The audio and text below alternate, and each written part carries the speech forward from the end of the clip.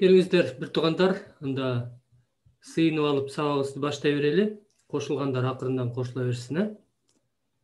Асмандагы атабыз сизге алкыр, сизге даңк. Ушул ырайымдуу убактыңыз үчүн сизди даңктайбыз. Кудайым ушул чындык сөзүңүз үчүн өз сөзүңүз аркылуу бизди өзүңүзгө жакындата бериңиз дагы да Кудайым. Ушул сиздин сөзүңүздө бейиш тозок, өлгөндөн кийинки жашоо жөнүндө эмне айтылса, ошол чындыктарды биз үйрөнүп өздөштүрүп жана жашообузда колдонуп аткарып жашагандай бололу. Кудайым рахмат сизге, Иса Теңирдин атынан ыраазычылык менен сыйынабыз. Амин.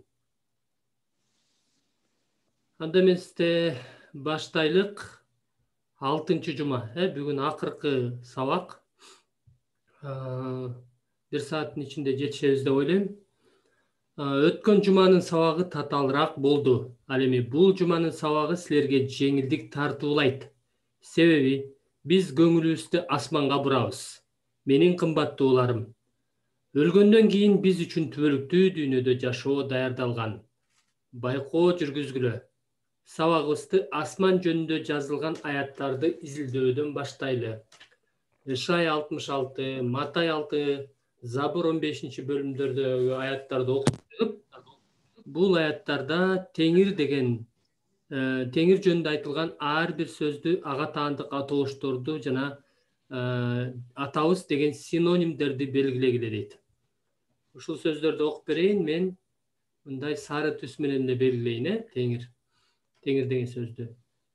Теңир мындай дейт: асман менин тагым, жер болсо буттарымды кое турган жер. Анан силер мага кайсы жерге үй курасыңар? Менин эс ала турган жайым кайсы жерде болот? Анткени мунун баарын менин колум жасады. Мунун баары болду, дейт Теңир.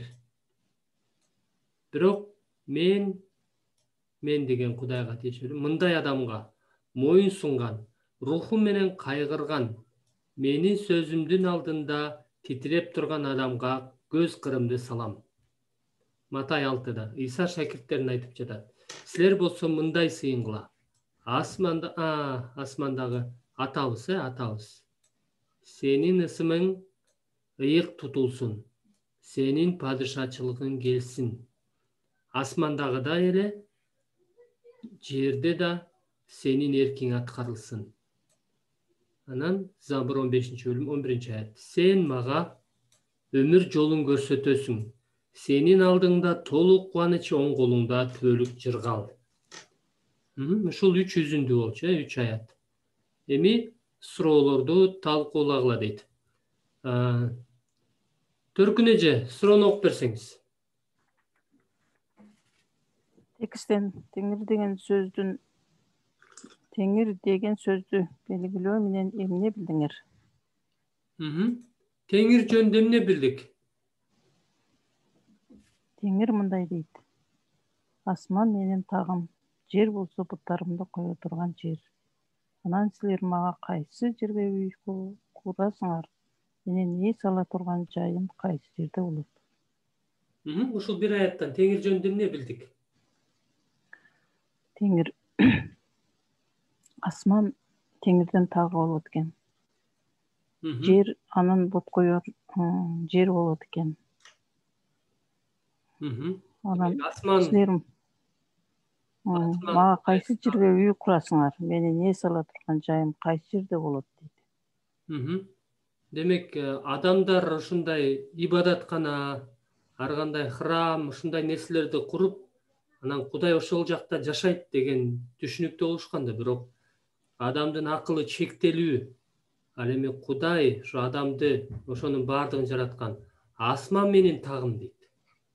Жер болсо буттарымды кое турган жер. Анан силер баягы адамдарга жооп берип атат да.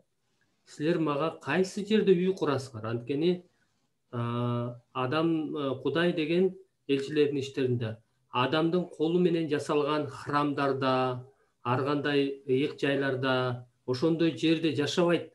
Албетте баягы адамдар Кудайдын алдында Кудайга моюн сунуп, табынып, ушу Кудайга жаккандай адил жашаса, Кудай аларга жакын болот. Бирок ошол ибадатканаларды куруп, ыйык жайларды куруп, Кудайга табынганда Кудай аларга жакындайт. алардын арасында болот. Бирок ошону менен гана чектелип калбайт экен. Канчалык ыйык жай, канчалык кооз кылып адамдар курбасын, эгерде Кудайдын осуяттарын аткарып жашабаса, Кудайга моюнсунуп жашабаса, анда Кудай алар менен болбойт экен. Бирок Кудай бардык жерде бар болуп турчу экенин көрсөк болот да. Асман менин тагым, жер буттарымды кое турган жер дейт. Анан экинчи аятта айтып атат. Эмне дейт экинчи аятта Кудай жөнүндө? Экинчи аятта анткени мунун баарын менин колум жасады. Мунун баары болду дейт Теңир. Бирок мен мындай адамга моюн сунган, руху менен кайгырган, менин сөзүмдүн алдында титиреп турган адамга көз кырымды салам. Демек анткени мунун баарын менин колум жасады дейт. Асманды дагы, жерди дагы Кудай жасаган, Кудай жараткан. Анан Кудай асман менен жерди жаратканга чейин эле Кудай бар болчу. Ага чейин эле бар болчу. Бирок Кудай эмне дейт? Кандай адамга назарымды салам, кандай адамга көз кырымды салам дейт. Моюн сунган, руху менен кайгырган, менин сөзүмдүн алдында титиреп турган адамга. Моюн сунган деген, руху менен кайгырган деген мындай. Кудай, мен сизсиз эч нерсе кыла албайм деген адам, да? Мен сизсиз күнөөлөрүмдөн да арыла албайм, өз күчүм менен мен эч нерсе кыла албайм. Сиз гана мага күч бересиз, сиз гана мага акыл бересиз деп мындай Кудайга таянган адамды билдирет. Ал эми асман жөнүндө эмне билдиңер дейт бул жактан? Акыл эже барсызбы? Асман жөнүндө. Асман менин тагым Кудайдын тагы. Асман менин тагым деп. Значит, асман билдик, бул Кудайдын тагы экен. Матай 6-бөлүмдө асман жөнүндө эмне билдик? Так, асмандагы атабыз. Биздин кайсы Кудай жерде экен? асманда. Асманда. Анан асманда Кудайдын эрки ишке ашат экен. Асманда Кудайдын эрки ишке ашкандай эле, 10-аятта. Жерде дагы сенин эркиң аткарылсын дейт. Демек биз дагы ошо асмандагыдай эле жерде дагы Кудайдын эркин аткарылышын сурап сыйынышыбыз керек экен, Андан ары байкоо жүргүзгүлө дейт. Анан Забур 15-тен дагы Кудай жөнүндө эмне билдик? Сен мага өмүр жолун көрсөтөсүң дейт. Кудай бизге эмнени көрсөтөт экен? Өмүр жолу, Кайсыл жол туура экенин Кудай көрсөтөт экен. Кайсыл жол туура эмес экенин Кудай көрсөтөт экен. Кудайдын алдында толук кубаныч, оң колунда төлүк жыргал дейт. Демек чыныгы кубаныч, төлүк жыргал Кудайда экен, Андан ары байкоо жүргүзгүлө дейт. Иса шакирттери менен Пасах майрамын акыркы жолу майрамдап жатканда, ал өзүнүн душмандардын колуна салынып берилерин жана жакын арада атасына кетерин аларга айткан. Иса алардын жүрөгү кайгыга батканын билип, аларга үмүт берүүчү сөздөрдү айткан.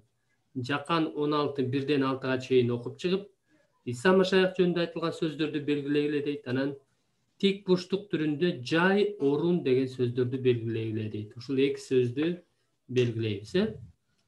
Кайгыга батпагыла, Кудайга, ошондой эле мага да ишенгиле. Көктөгү атамдын үйүндө жай көп дейт. Жай деген орун. Үй. Тик бурч дейт. Мейлим, астында сызып кое берейинчи. Жай көп. Эгер андай болбосо, силерге жай даярдаганы бара жатам деп айтмак белем. Барып, орун даярдап бүткөндөн кийин кайтып келип, мен болгон жерде, жер деген ошол үй, орун, жай, мен болгон жерде силер да болууңар үчүн жаныма алып кетем. Мен бара жаткан жакка алып баруучу жолду силер билесиңер. Эгем Кайда бара жатканыңды билбейбиз.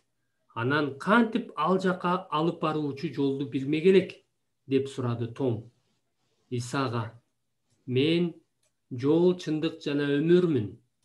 Мен аркылуу болбосо асмандагы атабызга эч ким бара албайт.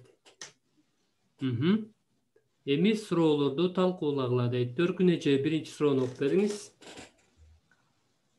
Бул аяттардан Иса жөнүндө эмне билдиңер? Иса жөнүндө эмне билдик? Иса өмүр жана жол экен. Мен жол жана чындык өмүрмүн дейт. Жол, чындык жана өмүр экен Иса, Иса аркылуу болбосо асмандагы атабызга бара алат бекенбизби? Эч ким бара албайт экен. Исасыз асмандагы атабызга, Кудайга эч ким бара албайт экен. Демек, Иса жол, чындык жана өмүр. Иса Кудайга алып баруучу жол экен. Кийинки суроо, Акыл эже окуп берсеңиз. Тексттен жай, орун деген сөздөрдү белгилөө менен эмне билдиңер? Иса бара жаткан жер тууралуу толук тизме түзгүлө. Жай, орун деген жер жөнүндө эмне билдик? Экинчи стихтен көрдүк, что көктөгү асмандын үйүндө жай көп. Значит, асманда атабыздын жайы көп экен, Анан сиз үчүн жай даярдаганы бара жатам. Иса биз үчүн жай даярдаганы бара жатат. Так. Андан кийин барып орун даярдап бүткөндөн кийин кайта келип мен болгон жерге силер да болууңар үчүн жаныма алып кетем. Иса бул асманда эң биринчи морекке эмеде асманда атабыздын үйүндө жай көп. Андан кийин жай даярдаган Иса кетти, кетип баратам дейт. Андан кийин үчтө айтып атат, мен бүткөндөн кийин келип силерди ошол жака алып кетем. Демек, атасы үй бүлөсү, балдары үчүн үй куруп, үй даярдагандай эле Иса дагы биз үчүн, жыйын үчүн, асманга барып, жай, орун, үй даярдап коет экен жана ошол жака ал түбөлүктүү үйгө алып кетет экен, Жакшы. Исанын атасына кетиши жана экинчи жолу келиши тууралуу айткан окуянын хронологиясын талкуулагыла. Хронология деген бул ирети менен, кайсыл биринчи, кайсыл экинчи деген иреттүүлүктө. Ушул окуяда анын шакирттеринин ролу кандай экенине көңүл бургула дейт. Демек, биринчи эмне болду Иса? Мага ишенгиле деп атат. Мага ишенгиле дейт. Мен эмне дейт? Бара жатам дейт. Каяка бара жатам дейт? Атамдын алдына. Атама бара жатам дейт. Көктөгү атамдын үйүндө жай көп дейт. Эгер андай болбосо силер үчүн жай даярдаганы бара жатам деп айтмак эмес. Мен барам, анан кайра кайтып келем дейт. 4-5 аяттарда. Мен бара жаткан жака алып баруучу жолду силер билесиңер дейт.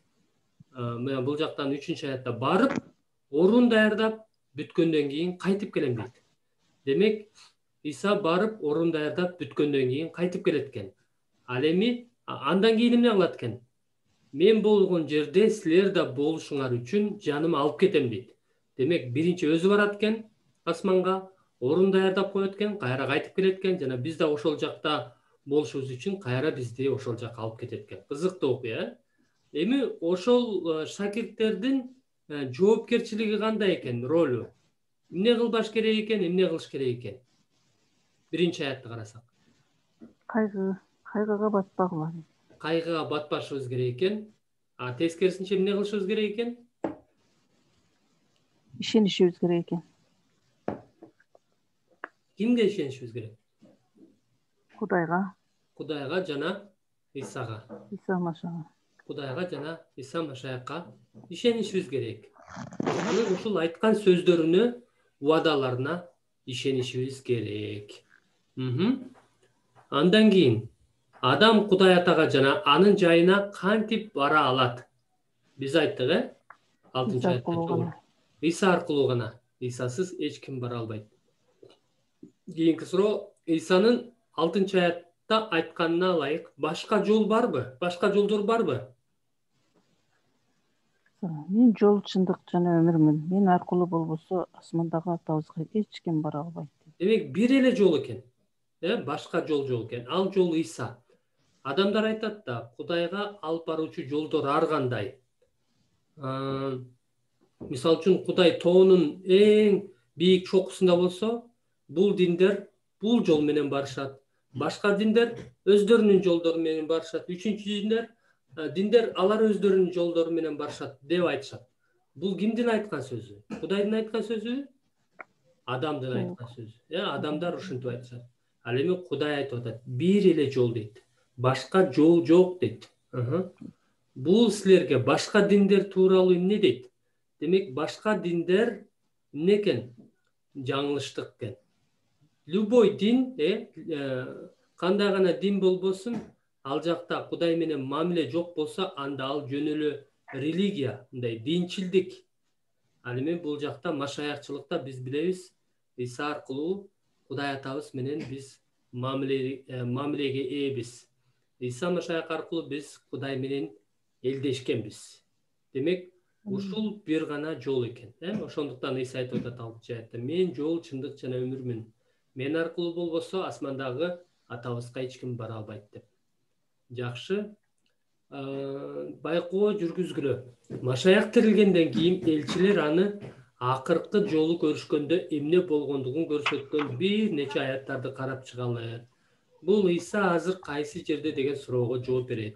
Элчилердин иштери, бул 1-бөлүм, Римдиктер 8-бөлүм 34-аятты окуп, Иса Машаяк жөнүндө жана ага тиешелүү сөздөрдү, атоошторду белгилейбиз. Анан элчилер жөнүндө айтылган сөздөрдү белгилегиле, аларга таандык атоош сөздөрдү калтырып койбогула дейт. Демек, ушул эки сөздү белгилеткенбиз. Иса бул сөздөрдү айткандан кийин алардын, демек элчилердин көз алдында асманга көтөрүлүп кетти. Аны алардын көз алдынан, булут аны алардын көз алдынан алып кетти. Алар асманга көтөрүлүп бара жаткан Исаны карап турушканда, күтүлбөгөн жерден алардын алдына ак кийим кийген эки адам пайда болуп мындай дешти. Галилеялык эркектер. Демек алар, асманда эмне карап турасыңар? Силердин жаныңардан асманга көтөрүлүп кеткен бул Иса өзүңөр көргөндөй асманга кандай көтөрүлүп кетсе, ошондой эле кайра келет. Римдиктер 8:34. Аларды ким соттойт? Өлүп кайра тирилген, Кудайдын оң жагында отурган Иса Машаяк биз үчүн арачылык кылат. Биз, Эми суроолорду талкуулагыла. Түркнече 1-суроону окусаңыз. Бул аяттардан Иса Машаяк жөнүндө эмне билдиңер? Иса Машаяк жөнүндө эмне билдик?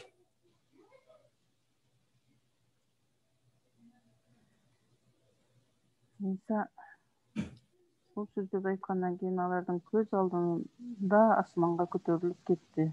Булут аны алардын көз алдынан алып кетти.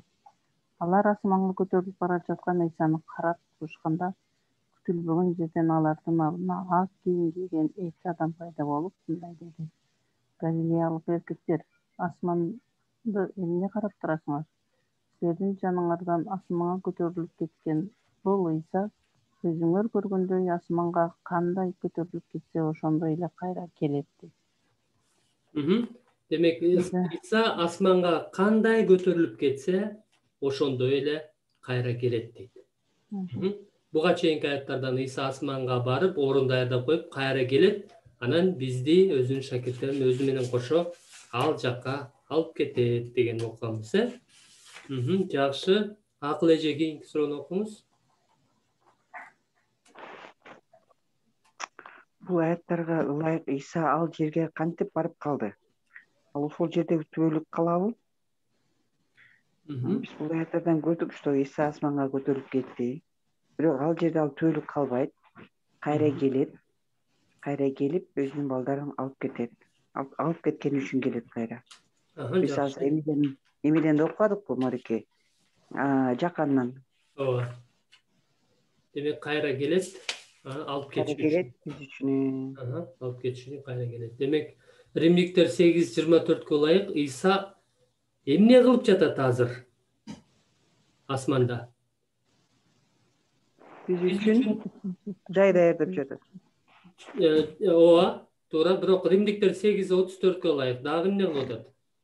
Кудайдын оң жагында отурган Иса Машаяк Биз арачылык кылат. биз үчүн арачылык кылат дейт. Демек биз алсырап, кыйналып, эгерде күнөө кылып алсак, Иса Машаяк биз үчүн арачылык кылат экен, Жакшы. Жакан 14 ылайык Иса дагы эмне кылып жатат? Биз жана караганбыз. 14 акыл эжазы сиз айтыңыз, ал орун даярдап жатат деп айттык, Иса орун даярдап жатат, ошол учурда арачылык кылып жатат биз үчүн. Бул Исага ишенген биз жөнүндө эмне дейт? Биз эмне? Биз жөнүндө эмне билдик? Биз үчүн арачылык кылат экен. Иса биз үчүн арачылык кылат. Орун Биз даярдайт. Иса менен бирге асманга барабыз, Кудайдын оң жагында Иса Машаяк отурат, кайра ошол жака Иса Машаяк бизди өзү менен алып кетиш үчүн келет. Демек биз Иса менен асманга Кудайдын оң жагында отурабыз. Демек түбөлүк Иса менен болобуз. Демек бул бизге эмне берет? Бизге бул жашоодо үмүт берет.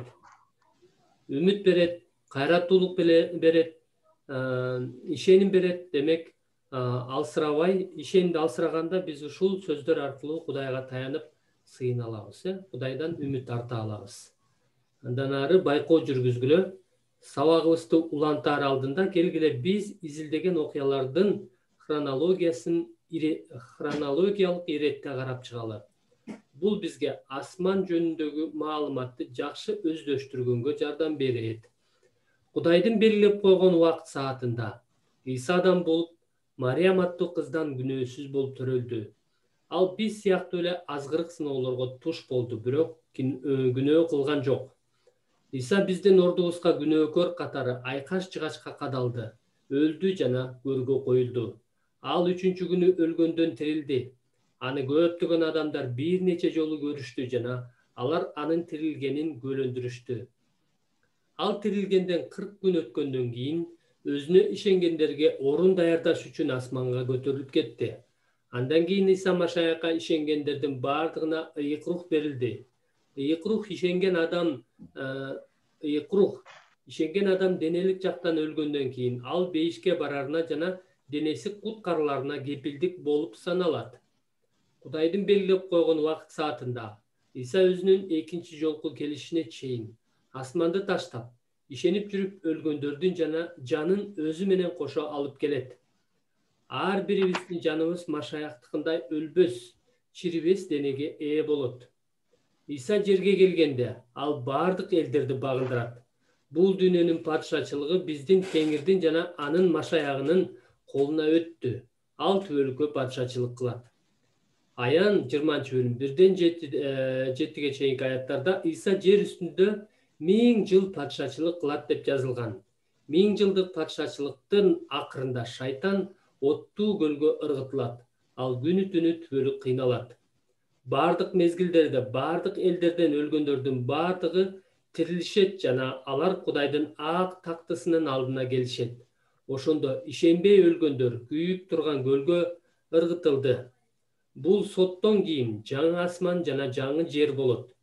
Биз изилдеп жаткан сабактын темасы асман бейиш болгондуктан келгиле биздин жаңы үйүбүз жөнүндө эмне биле алабыз жана Машаякка чындап ишенген адамдын жашоосу кандай болорун карап чыгалы.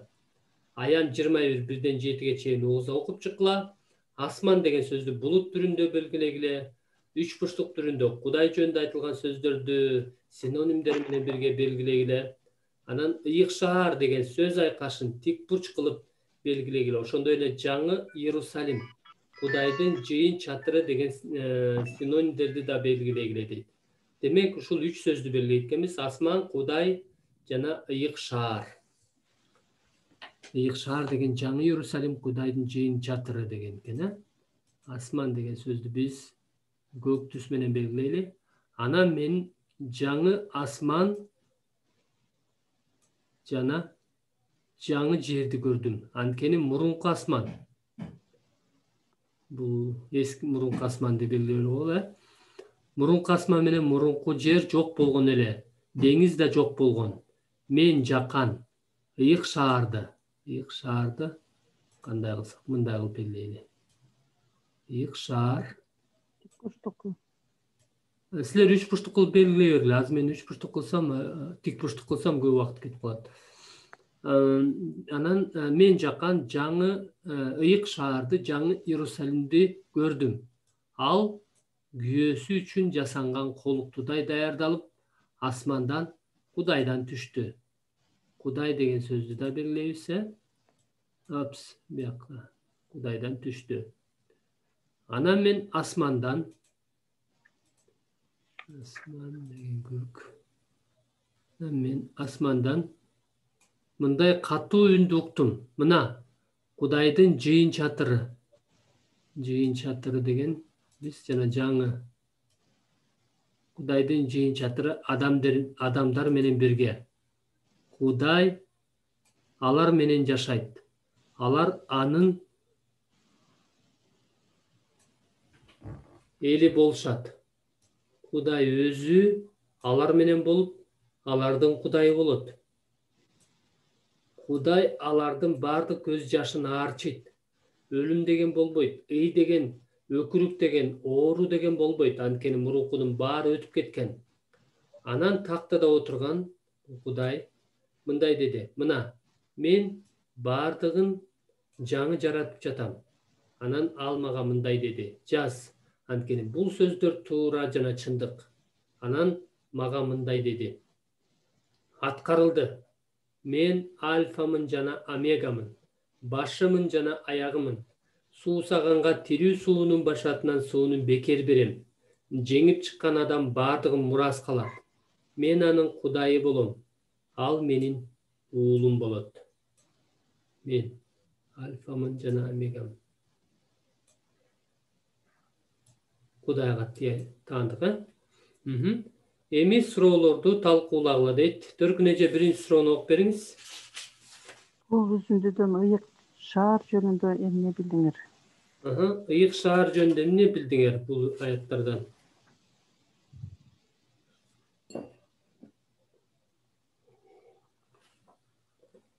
Кудай эмне дейт? Жаңы асман, жаңы жерди жаратып жатам дейт, буга чейин, мындан кийин. Мен жаккан ыйык шаарды көрдүм. Ыйык шаар асмандагы, ыйык. Аны бул биринчи аят менен чогуу окушубуз керек экен. Анан мен күйөөсү үчүн жасалган кулуктай даярдалып, асмандан Кудайдан түштү. Асмандан, бул жакта асмандан деген сөздү да унутуп калган турбайбы? Демек, жаңы шаар, жаңы Иерусалим, ыйык шаар. Бул мына бейишти ушундай сүрөттөп атат, асман, жаңы жер. Демек, бул асмандан Кудайдан түштү дейт. Ал шаарда кимдер жашайт экен? Мына бул жакта Кудайдын чатыры. Бул кимдер жашайт экен?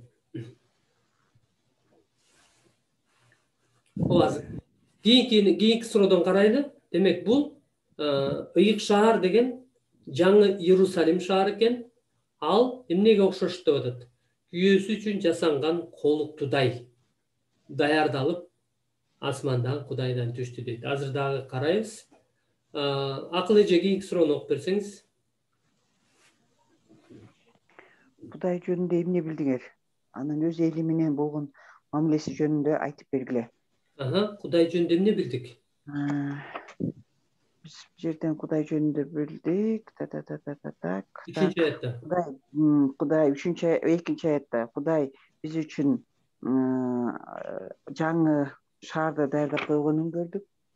Үчтө, экиде. Үчтө болсо, Кудай менен биз жашат экенбиз. Биз анын эли болот экенбиз. Так. Кудай биздин так өзү алар менен болуп, алардын Кудайы болот дейт. Алардын Кудайы болот дейт. 4-нчү аятта. Кудай алардын баардык көз жашын арчыйт. Өлүм деген болбойт, ий деген, өкүрүк деген, оору жана деген болбойт. Анткени мунун баары өтүп кетти дейт. Демек ушуга чейин 3-4 аяттарда Кудай алар менен болуп, алар Кудайдын эли болушат экен. Кудайды мындай жүзмө-жүз көрүп турат. Мунун кийинки аяттардан да карайбыз. Бирок 4-аятта Кудай алардын баардык көз жашын арчыйт, сооротот дейт. Демек кыйналгандар, азап чеккендер, куугунтукталгандар баардыгын Кудай өзү сооротуп, көз жашын арчыйт экен. Андан кийин кыйынчылык, азап, куугунтук, өлүм, ый, өкүрүк, оору деген жана башка баардык кыйынчылык, зордук, зомбулуктар болбойт экен Кудай менен болгон жашоодо. Бул бейиштесе деген адамдар мындай бейишти ар кандай сүрөттөшөт, ой укмуш тигиндей мындай дешет. Бирок бейиш бул Кудай болгон жер. Бейиште сөзсүз Кудай падышачылык кылат. Кудайдын падышачылыгына баш ийип жашагандар бейиште болот. Кудайсыз бейиш бул тозок. Кудайсыз бейиш деген жок. Мындайча айтканда, Кудай жок жер бул тозок. Кудайсыз бейиш тозок деп коем. Кудай жок жер бул тозок. Ал эми Кудай бар жер бул бейиш. Ошону түшүнүш керек адамдар. Антпесе кээ бирлер ушу бейиште деген ой, чымчыктар учуп баратса, канаттуулар учуп баратса, каалап койсоң эле алар акарачка болуп калат экен деп жана башка укмуштуудай сүрөттөп айтышат. Бирок бейиште эч ким көрүп келген эмес, Бирок эң негизгиси бул аяттардан көрсөк болот. Кудай болгон жер бул бейиш. Андан кийинки суроо, Кудайдын эли жөнүндө эмне билдиңер? Алардын Кудайга болгон мамилеси жөнүндө эмне билдиңер? Кудайдын эли бул жактан эмне?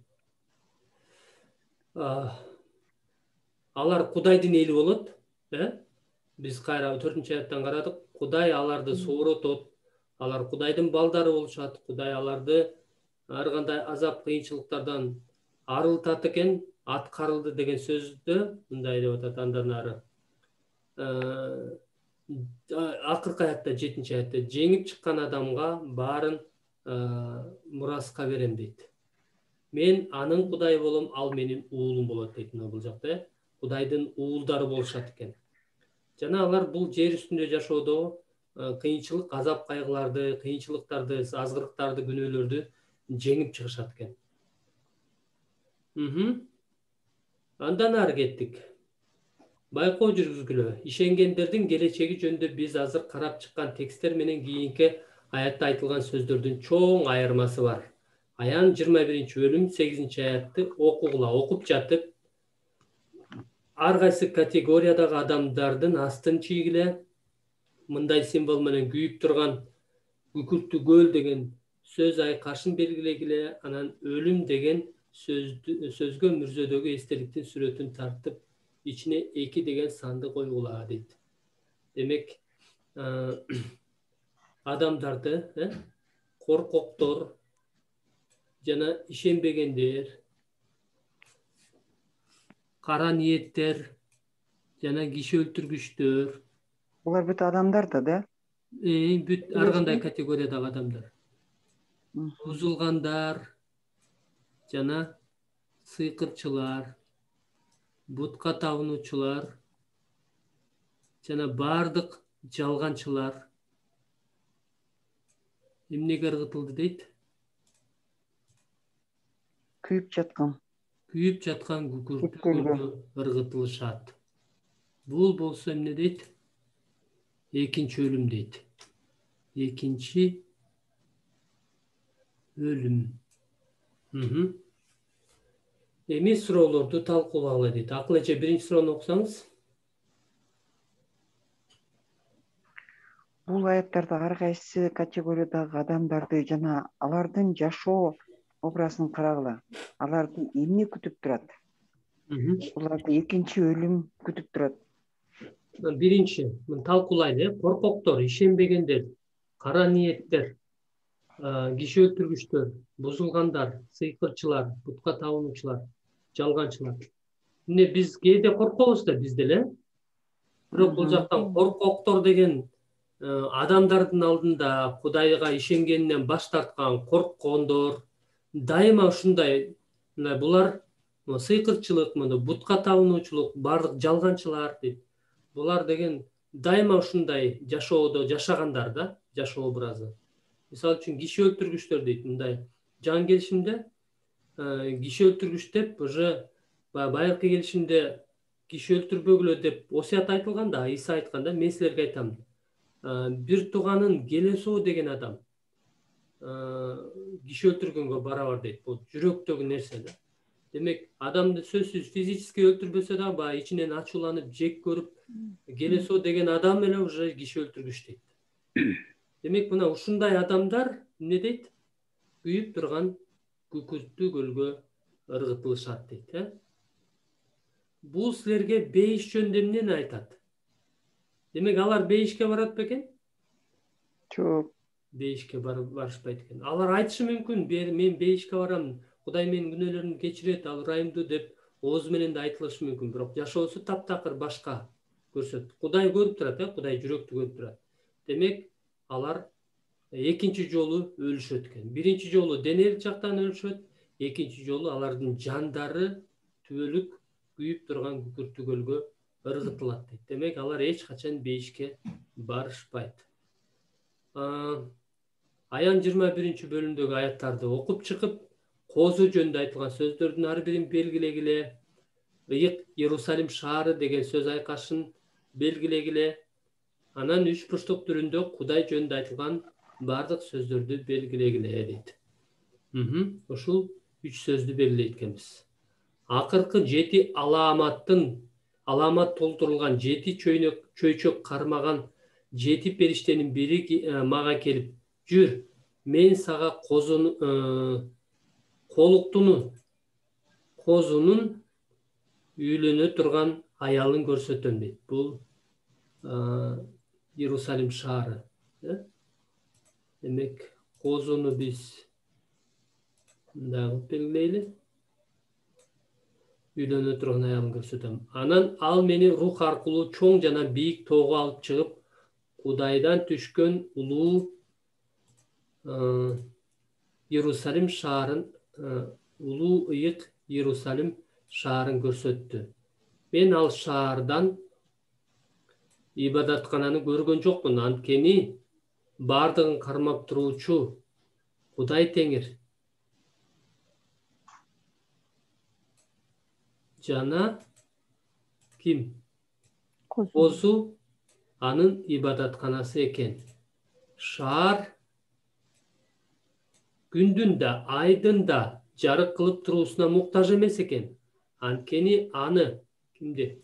Шаарды, Кудайдын даңкы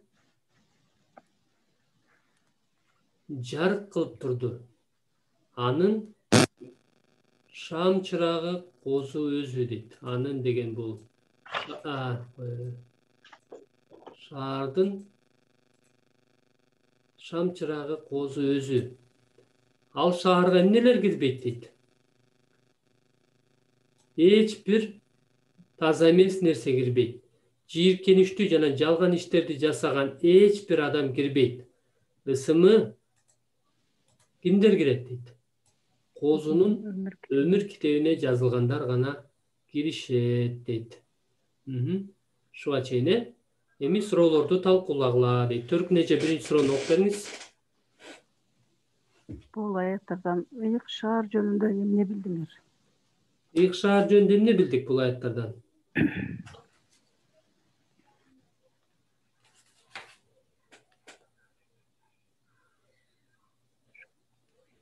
Иерусалим шаарын көрсөттү. Кудайдан түшкөн улуу ыйык Иерусалим шаарын көрсөттү. Мен ал шаардан ибадаткананы көргөн жокмун, анткени бардыгын кармап туруучу Кудай Теңир жана козу анын ибадатканасы экен. Демек ыйык шаар бул Кудайдан түшкөн, асмандан Кудайдан түшкөн Иерусалим шаары экен. Иерусалим шаары экен. Ал шаарда ибадаткана жок экен. Анткени ким ибадаткана экен? Кудай Теңир жана козу. Анын ал шаардын ибадатканасы экен. Анан 23 аятта эмне дейт ал шаар жөнүндө? Шаар күндүн да айдын да жарык кылып туруусуна муктаж эмес. Күн дагы ай дагы жок экен. Эмне үчүн?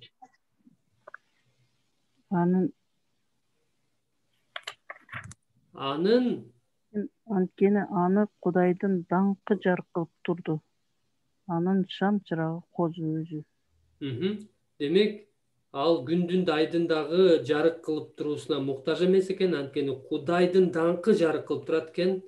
Анан анын шам чырагы козу өзү экен. Жакшы. Акыл эже, кийинки суроону окусаңыз. Козу жана Кудай жөнүндө эмне билдиңер? Козу жөнүндө эмне билдик?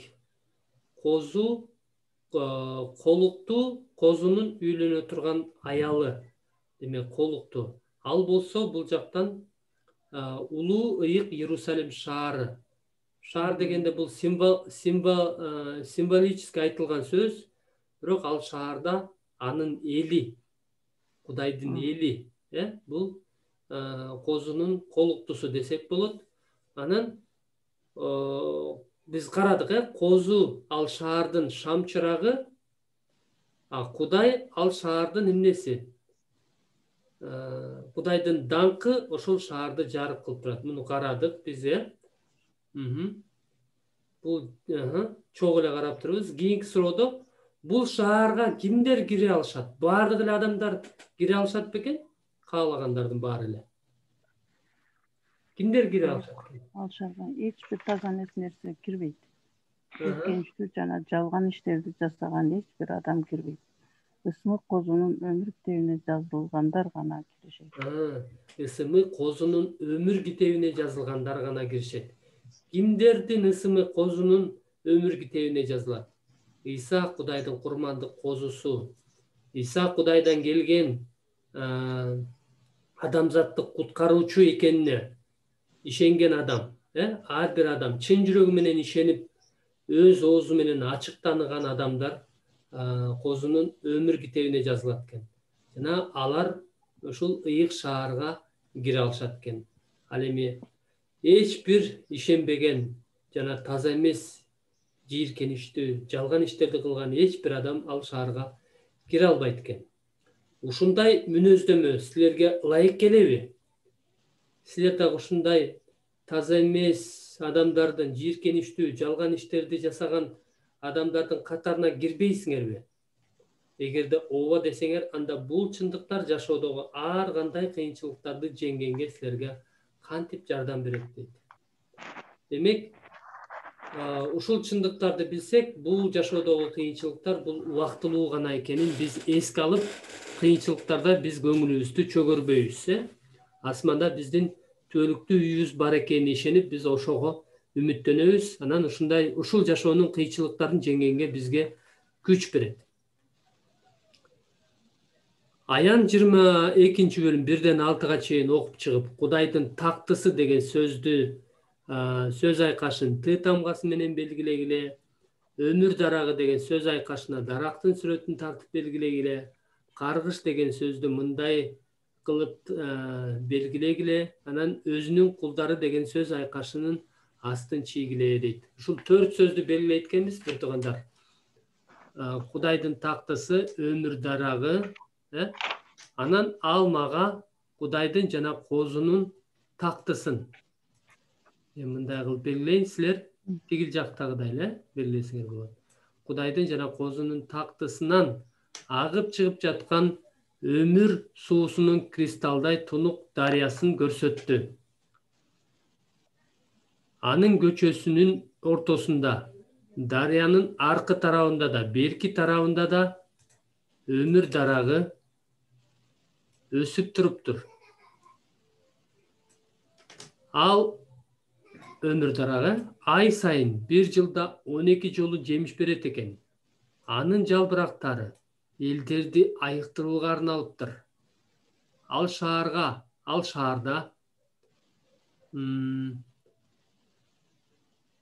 каргыш деген сөздү да билебиз, Ал шаарда каргышка калган эч нерсе болбойт. Ал жерде Кудайдын жана Козунун тактысы болот. Кудайдын жана Козунун тактысы болот. Ага өзүнүн кулдары, Кудайдын кулдары, мындай. Ага өзүнүн кулдары кызмат кылышат. Алар анын жүзүн көрүп турушат. Алардын чекесинде анын ысымы жазылуу болот. Ал жерде түн болбойт. Алар шам чырактын жарыгына же күндүн жарыгына муктаж болушпайт. Анткени Кудай Теңир өзү алардын үстүнөн жаркырап турат. Алар түбөлүккө падышачылык кылышат. Анан ал мага мындай деди: бул сөздөр туура жана чындык. Ыйык пайгамбарлардын Кудай Теңири жакында эмне боло тургандыгын өзүнүн кулдарына көрсөтүш үчүн өзүнүн периштесин жиберди дейт. Биринчи суроону төркүнө жооп берсеңиз. Ийик жазуунун акыркы бөлүмүндөгү окуяны сүрөттөп бергиле. Бардыгы кандай болот? Кудай өзүнүн аянын кантип аяктап жатат? Бардыгы кандай болот дейт.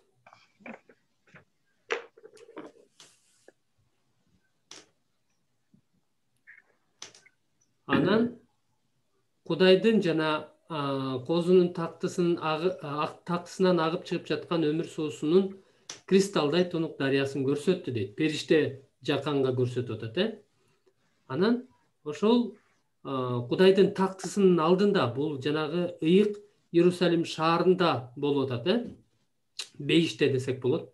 Анын көчөсүнүн ортосунда дарыянын аркы тарабында да, берки тарабында да өмүр дарагы өсүп туруптур дейт. Ал жыл сайын бир жылда 12 жолу жемиш берет экен. Анын жалбырактары элдерди айыктырууга арналыптыр дейт. Анан ошол шаарда, ыйык Иерусалим шаарында, Бейиште каргышка калган нерсе болот бекен? Эч нерсе болбойт дейт. Ал жакта эмне? Кудайдын жана Козунун тактысы болот дейт. Анан Кудайга жана Козуга, Кудайга өзүнүн кулдары кызмат кылышат дейт. Кийинки суроо. Келгиле майда чүйдөсүнө чейин карайлы. Дарак жөнүндө эмне билдиңер? Дарак жөнүндө эмне билдик? Анда кандай аталган жана эмне үчүн биз окудук? Дарак бул өмүр дарагы. Ал эмне үчүн? Ал кандай дарак экен? Бир жылда 12 жолу жемиш берет экен. Анын жалбырактары эмне дейт? Элдерди айыктырууга арналган дейт. Демек, өмүр дарагы элдерди айыктырууга арналган. Акыл эже, кийинки суроону окусаңыз.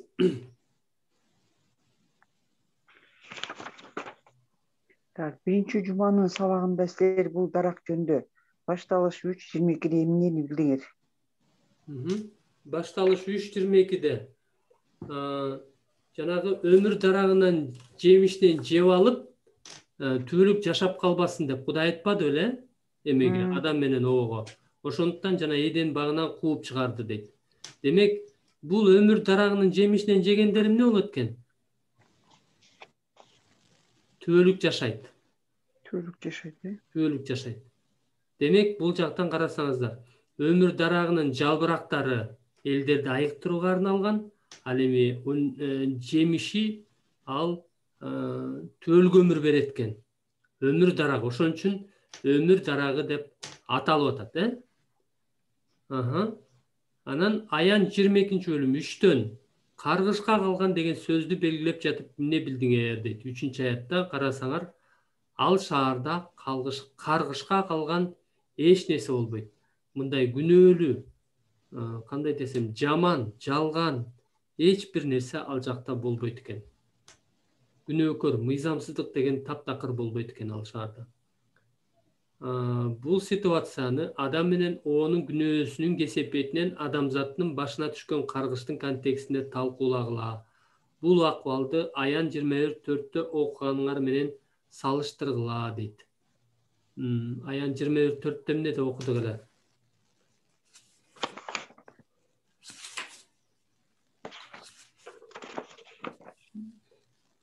Карасак, Аян 24:4-тө мен ачайын. Адам менен оонун окуясы менен салыштыргыла дейт. Карасаңыздар, адам менен оонун күнөөсүнүн айынан эмне болду эле? Эмнелер кирди эле? Өлүм, Кудай айтпады эле, жебегиле, жесеңер өлөсүңөр деп. Муну жакшы билебиз да. Алар жеп алып, өлүм кирген. Албетте алар денелик жактан дароо эле өлбөсө дагы, алар руханий жактан өлүм кирген. Бирок кандай кыйынчылыктар келген? Ый, оору күнөөнүн айынан, оору, өкүрүк, жана башка ар кандай кыйынчылыктар келген. Эми бул жактан айтып атат, ал ыйык шаарда эмне болбойт дейт?